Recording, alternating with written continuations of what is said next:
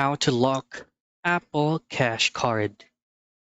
Now, it's just a few steps ahead for you to be able to complete the full process. So, of course, first things first is open up your Apple Wallet application on your iPhone.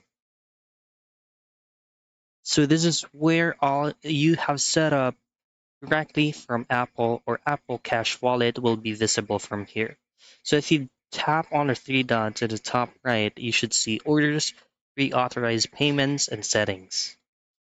Now all you have to do is just simply open your iPhone and then open the wallet app once again and tap on the specific Apple card where you would like it to be locked.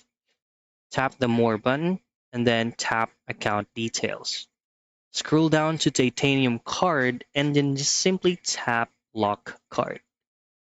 Now, if you feel secured unlocking your card, make sure to unlock it again so that you can use it again. So those are the things that you need to do for you to be able to lock your Apple Cash Card.